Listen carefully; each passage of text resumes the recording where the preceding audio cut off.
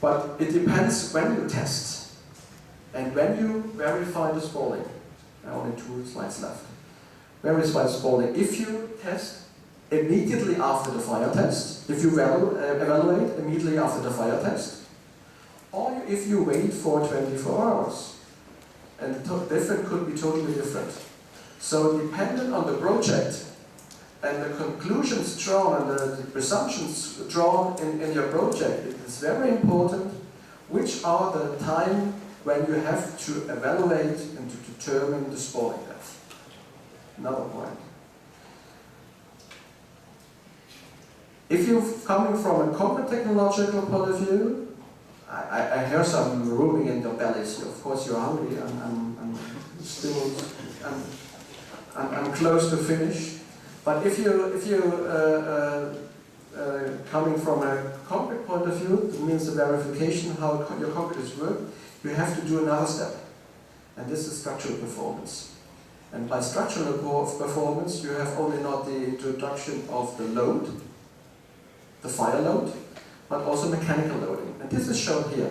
These are full-scale tests on tunnel segments, and you can see here the result for concrete without PP fibers, and that's the result for a tunnel with PP fibers. So you can see the difference. 2 kilograms of PP fibers, no spalling occurs immediately after the fire exposure. But you have to introduce the load, and that's the tricky point. How can you introduce the load? And this is our frame, which we have been built up. Some of you know it already, because some of you have visited our laboratory, and that's the key point. And the load, the mechanical load, has a very important impact. And this is shown here. With and without PP fibers. That's the first introduction. So PP fibers, as already shown, has a good impact.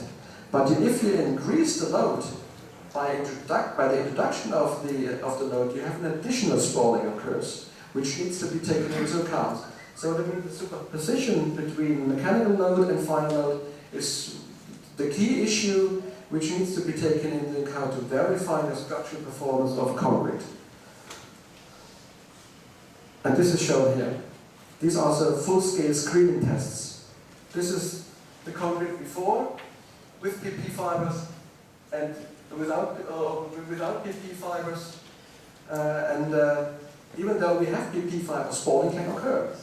So the message is the use of polypropylene fibers could not fully prevent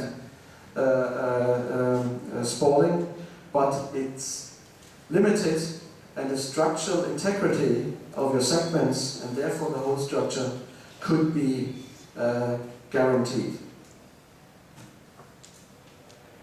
Thank you very much.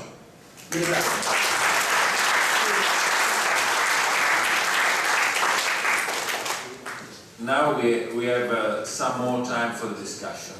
So I ask you to remain here for some time. I thank you for your interesting presentation. Chiedo agli altri relatori se potete venire qui al tavolo della relazione. I think that your presentation was very exciting and lighted us with all the picture of the fire and give a bit of something more than the normal gray of the concrete.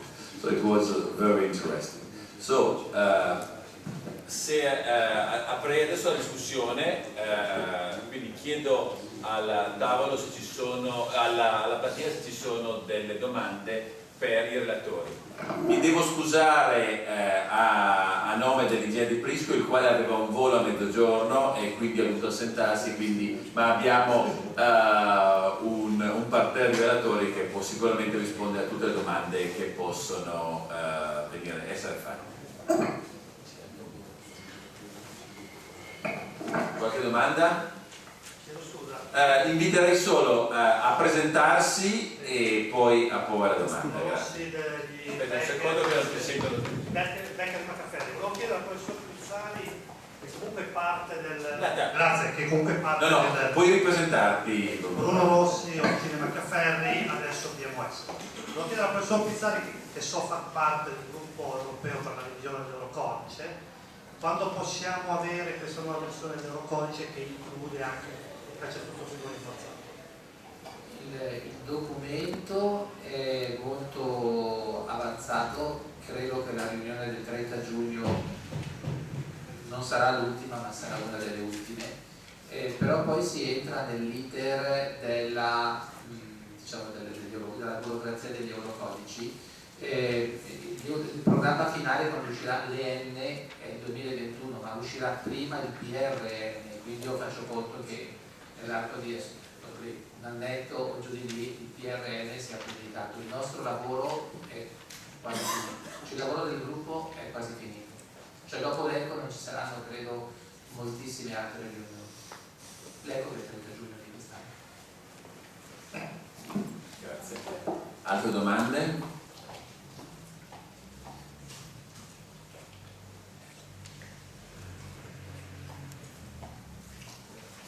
Io avrei una domanda per il collega Pezzari, ma è più che una domanda, e se ho correttamente interpretato, io non sono un esperto di calcestruzzi fibrorinforzati, però quindi noi dobbiamo, più che parlare di armature fibrose, noi dobbiamo parlare di un nuovo materiale che si comporta in modi differenti, con leggi costruttive o leggi di comportamento differenti nel caso di calcestruzzo fibrorinforzato. Cioè, mi sembra un po' quello, se ho interpretato correttamente.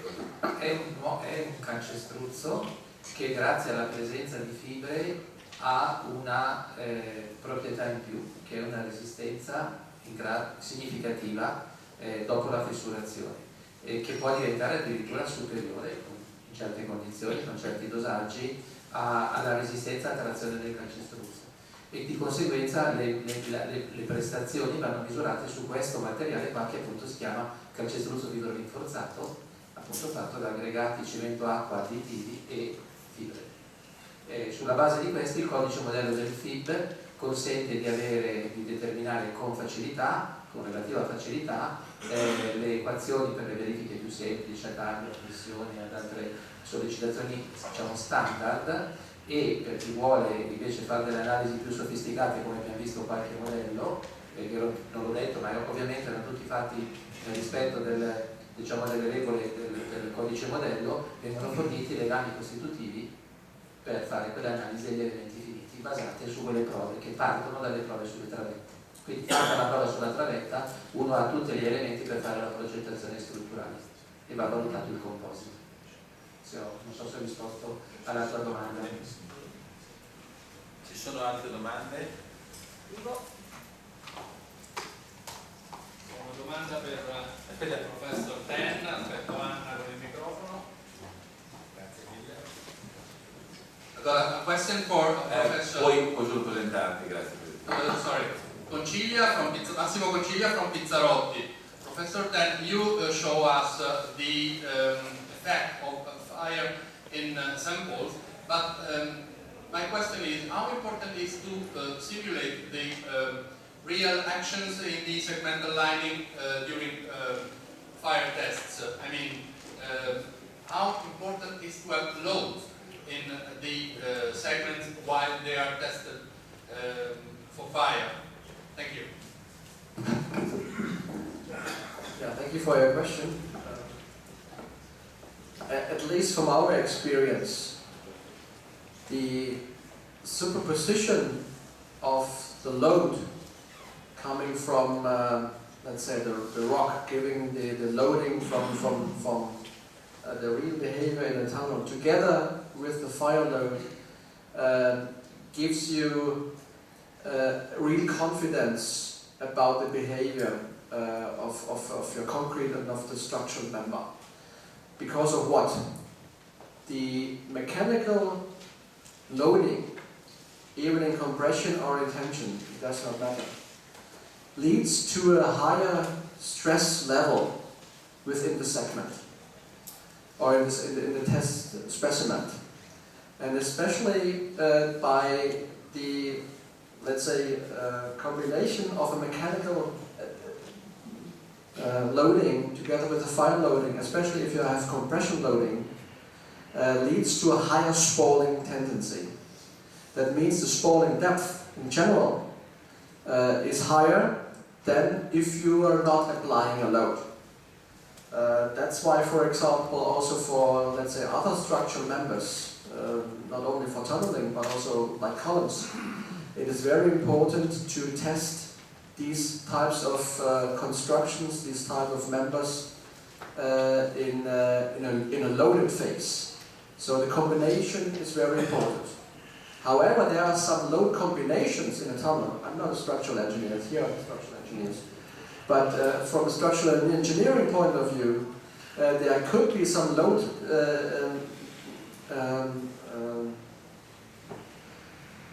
situations in a tunnel, for example, where the spalling is reduced by the mechanical load.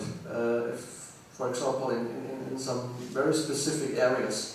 But this needs to be, first of all, designed and should be taken into account. But from the main experience, we have the loading, the mechanical loading, and the fire loading tends to have a higher spalling depth.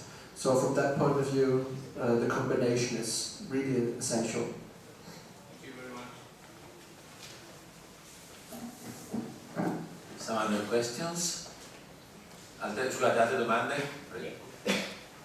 Mi scusi, italiano e inglese. Salve, Chiara Agostini, Terarup. Avrei una domanda per il professor Pizzari.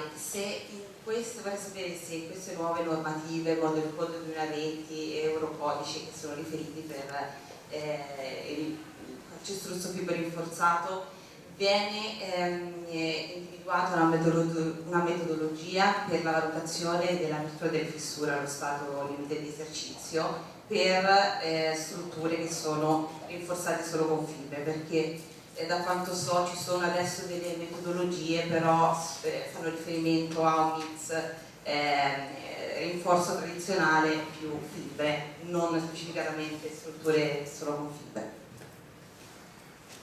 Grazie per questa domanda interessante, la risposta è spero di sì, perché in questo momento qua non è ancora incluso il caso dell'apertura di fessura, perché è un argomento sul quale oggettivamente, mentre ci sono tanti studi e tante ricerche che quindi hanno consentito di scrivere sul Model Code 2010 regole precise, peraltro anche abbastanza verificate da sperimentazione su come si migliora quando c'è l'armatura nella presenza di fibre, prove senza nessuna armatura con fibre ne sono state fatte ancora poche, per cui l'auspicio è che vengano fatte in modo tale che si possa valutare meglio questo importante parametro. Però serve, cioè il Model Code è una sintesi di quello che si conosce, e se si conosce poco non si può fare sintesi. Grazie.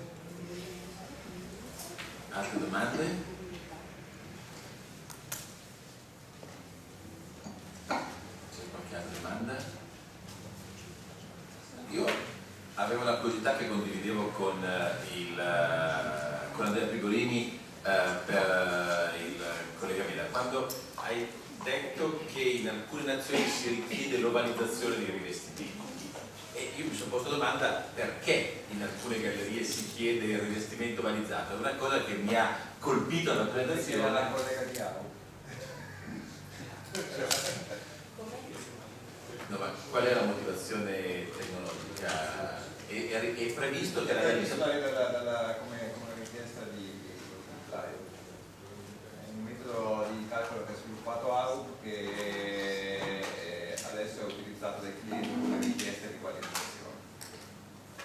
Ma per possibili organizzazioni dovute alla polinopera?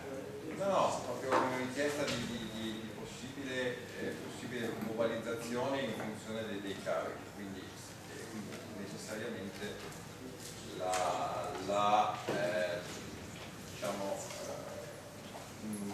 uno sviluppo, abbiamo la possibilità di ovalizzare, normalmente è quello che è richiesto, ad esempio su diversi progetti, è un'organizzazione di 20 mm della galleria.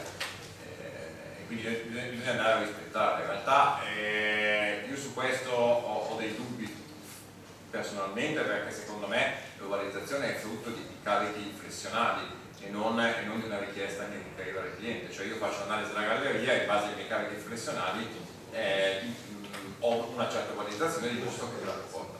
Però queste richieste stanno arrivando sempre di più, dall'Australia, dal Medio Oriente, e quindi in qualche modo poi tutto si rivolge sull'invito radiale, quindi io poi devo dimostrare che l'invito radiale ce l'ha.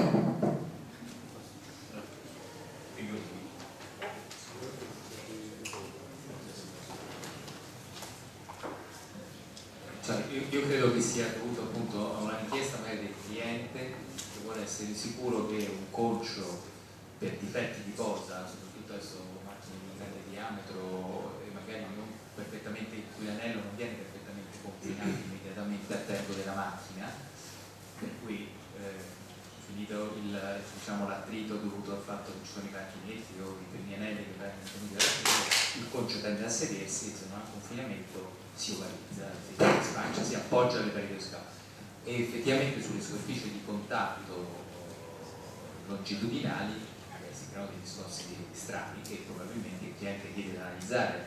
Credo che sia questo lo scenario. Sì. È chiaro che poi in realtà una questione idraulica tende a riequilibrare l'anello, quindi questi di solito non se ne considerano, perché in teoria se l'anello è poi iniettato e riesce a prendersi la pressione idraulica, questo dovrebbe in teoria aiutare a riposizionare il carico. Se prima non intervengono però sul discorso del terreno magari appoggiandosi non nello spazio vuoto che abbiamo sperimentato. Ci sono ancora domande? I can make a little question to Mr. Dan, just to clarify a little bit better the problem of the PP fiber for spooling. I have to say that as client, now as for railway tunnel, okay, we know that, as you said, that the PP fiber helped to reduce the damage for a fire. But actually, we don't know exactly. Okay, the principle are correctly. You said it correctly, meaning okay, there are the evaporation of the fiber. But okay, I guess no modeling has been done about this, and the fact that a fiber, I call it PP fiber, behaves different from another one, and it's difficult to set down the specification of the fiber that you need. That's for using the fiber in reality, because it's an experimental factor that you can test with a test, also taking into account the loading of the lining. But I have to say that it's not very clear why a type of fiber behaves in a way, so you can experiment little spooling, let's say, or with other type of fibers you can experiment a bigger spooling. So I think it's not really clear also by modeling the how the fiber behaves, so which characteristics of the PP fiber we have to highlight it to prevent complete spooling. Yeah, thank you. I think in your remark there are two issues which needs to be covered. First one is the modeling of the fiber decomposition process. It is quite complicated to model this effect because the boundary conditions are let's say you have various boundary conditions. That's one fact. But the other fact you mentioned, even though we have different types of fibers and they behave differently, you can be more or less on a safer side. You're not on the safe side, but on the safer side by using a certain amount of fibers. For some specific temperature time scenarios, it is not necessary, for example, to have 2 kilograms per cubic meter, which gives you, for example, better workability. That's another point. If you introduce 2 kilograms of PP fibers in a concrete mix, the consistency drops down and it's getting more and more difficult to work with this concrete. And that's the contradiction we are facing in practice. On the one hand, you need a concrete which is workable on site for cast in situ concrete or for prefabricated elements. This is more easy because you have the vibration in a casting frame. But for in situ concrete, it's sometimes difficult to have a very stiff consistency because of the concrete fiber. And the other point is the fire load. And this contradiction is sometimes hard to solve. but at least for the most types of concretes, we can say that 2 kilograms of PP fibers give you confidence that spalling is dramatically reduced. It was a question in advance when we prepared the German guidelines. We had the same question as you had in Italy. And we said it is impossible to implement, for example, a reference mix in a standard. This is, for example, done in Austria. But this is impossible. Even in Germany, it's impossible, it's in Italy. In the north, you have different types of aggregates as in the south. So you have to keep the approach and the regulations as flexible and open as possible.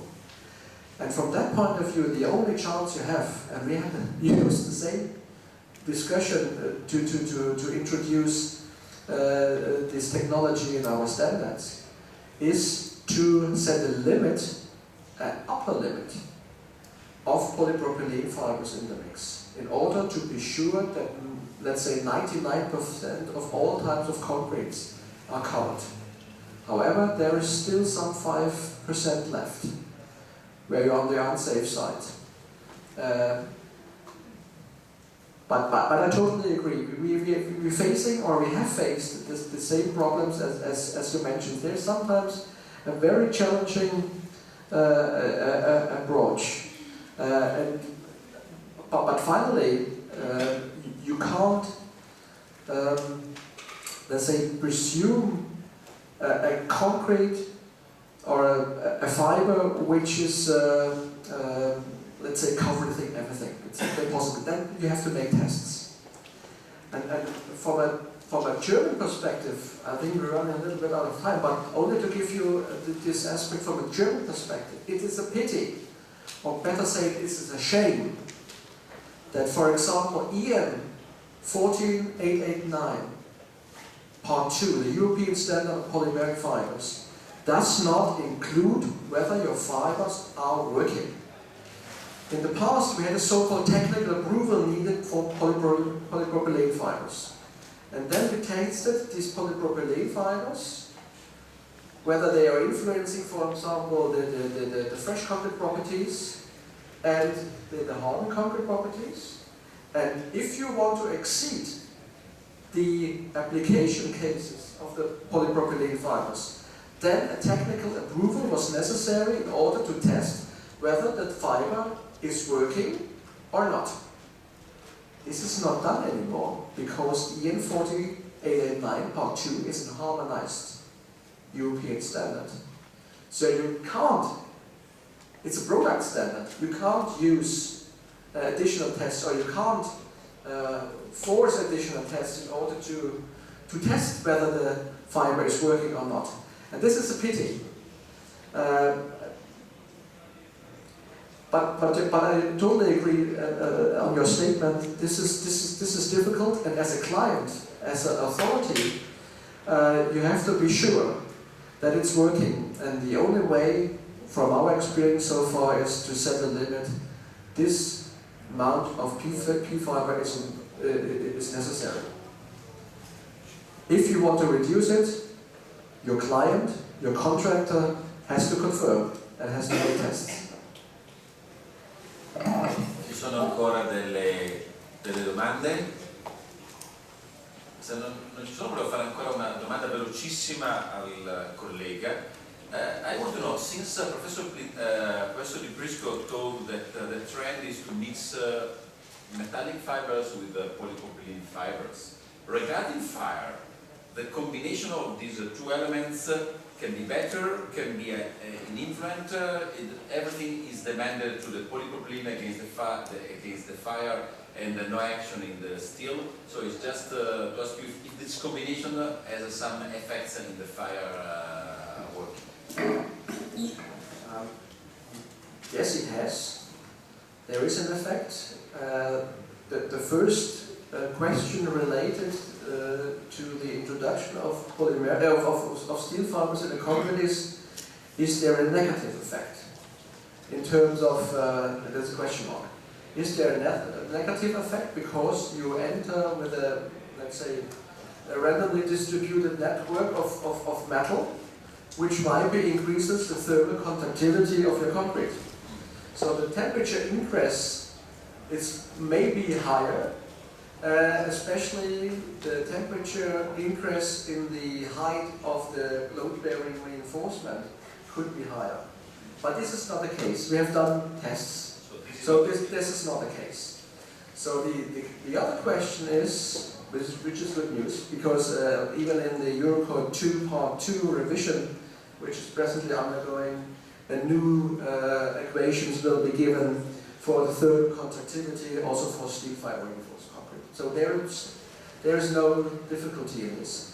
But the positive effect is that, for example, the steel fibers, the metallic fibers, they will fix more or less particles, they will small pieces from falling off. So that is a good news in terms of reduction of spalling, at least in the initial phase during heating. But finally, it has to be removed. And this is related maybe also to your question. If you are a client and a fire occurs, the question is, how can we rehabilitate? How can we retrofit a fire-exposed concrete surface or a member?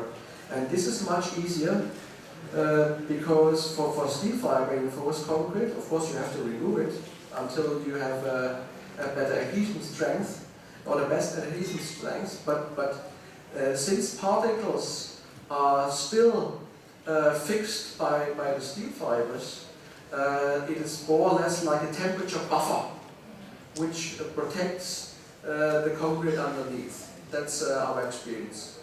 However, it takes, it lasts maybe in the first hours, but not longer than you have also before. Thank you very much. Prendo l'occasione per ringraziare i relatori, da un lato per l'altissima qualità delle presentazioni che sono state fatte e dall'altro anche per la disponibilità a questa discussione.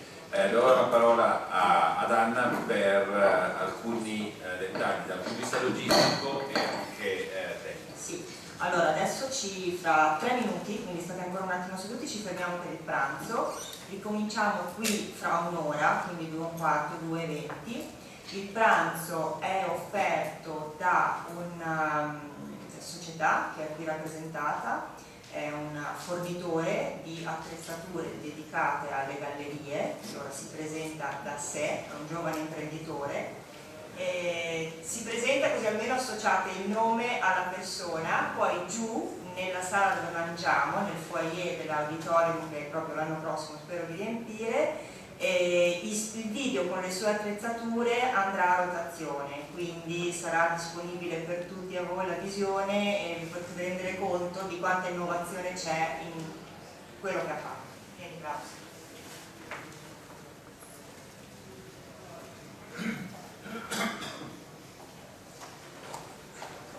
Buongiorno a tutti, mi chiamo Klaus Pini, sono il titolare della CP Technology. Sono veramente orgoglioso stasera, oggi, di essere a tavolo con speaker di questo calibro e dei tecnici, di poter essere qui presente con i tecnici di questo valore che incontro in sala.